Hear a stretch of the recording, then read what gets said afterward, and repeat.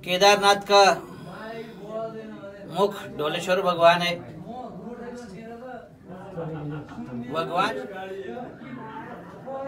साक्षात निद्रा के स्थान। मैंने अभी अंदर जाके देखा है, अंदर वही 3 शिवलिंग के लिंग है,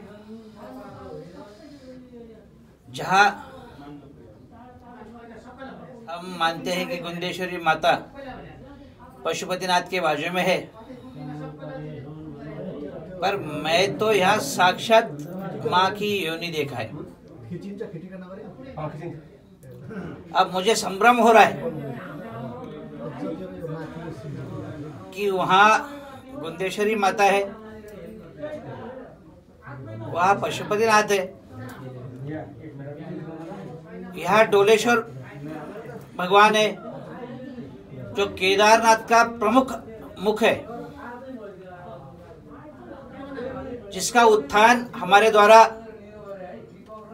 कई शास्त्र के पुरावों के साथ भक्तपुर के राजा के प्रमाण के साथ हमने ये सारा प्रागट्य किया। वहां पर सभी साधु संतों को बुलाया। यही डोलेश्वर महादेव केदारनाथ भगवान का मुख है और निद्रा का स्थान ये त्रिनेत्र है।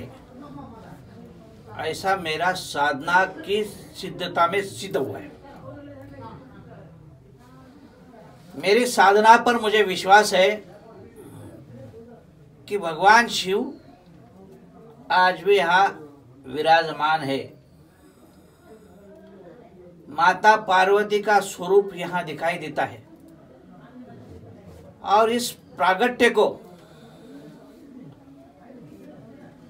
हम ये मानते हैं कि कहीं ना कहीं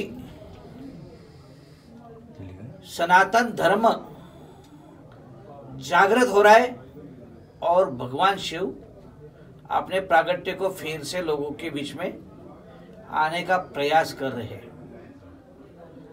आज यहाँ सभी प्रकार की मूर्तियां देखिए, सभी प्रकार के आप ये सब देख लीजिए। इनके अंदर जैसा लावा निकल रहा है, अब ये किस तरह का लावा है ये आप समझ लो। एक प्रकार का वीर्य का पतन दिखाई दे रहा है। माँ की योनि अंदर दिखाई देती है।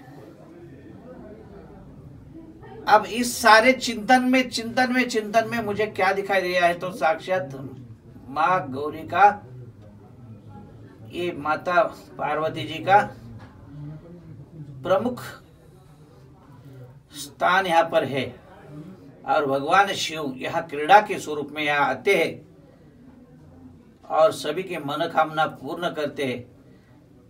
ऐसा मेरा आत्मा मुझे आज गवाह दे रहा है। महाराज, आप तो विश्व का बढ़िया बढ़िया धाम में पहुंच गया होता है।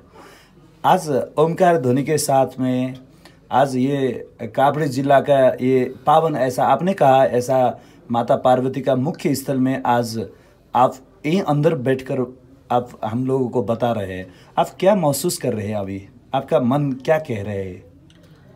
मेरा मन यही कह रहा है कि यहाँ माता पार्वती स्वयं है और उसके चरणों में सदा भक्ति जो करेगा वो साक्षात अपने घर में अपना दीपक जलाएगा।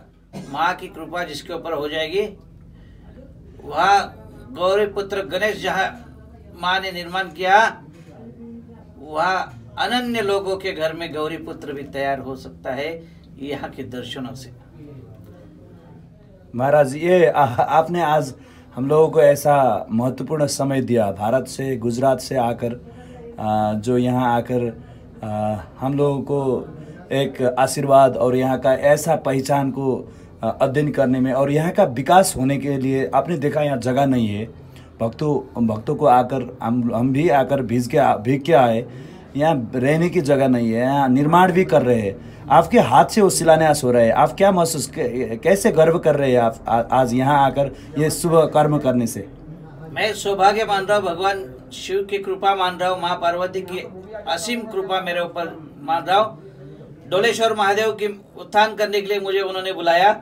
वैसे ही आज इस पावन धरती को, इस पावन स्थल को पावन करने की, उसका उत्थान करने की माँ ने और मेरे शिव दादा ने ये मन में लिया। इतनी बरसात है, इसमें मैंने भीग के आया, चल के आया। माथे पर मुझे जख्म भी हुआ अंदर जाने के बाद, पर मैंने माँ का दर्शन और अपने शिव बाबा का दर्शन करने के लिए मैंने छोड़ा नहीं, लगने की परवाह नहीं किया। मुझे तो आस मेरे शिव भगवान की थी, मेरे पार्वती माता की थी, और उनका ये दर्शन पाने के बाद ऐसे कई लगने से और कई खून निकलने से मेरा कुछ नहीं होने वाला है। वो मेरी माँ और मेरे बाप उसमें मुझे पार कर लेंगे। और इस नेपाल को जागृत हिंदुत्व का स्थल है, और ये सनातन हिंदू धर्म का नेपाल रहे, और हम सब इसकी रक्षा करें, हम सब इसका पूजन करें, हम सब इसका प्रचार करें, हम सब इसके पास अपने अपने दुख को आके इनके चरणों में दे, ऐसी मैं सभी को आह्वान करता हूँ। इस देश के राष्ट्रपति, प्रधानमंत्री जी सभी को एक पर्यटन स्थल के साथ साथ एक धार्मिक स्थान निर्माण हुआ है।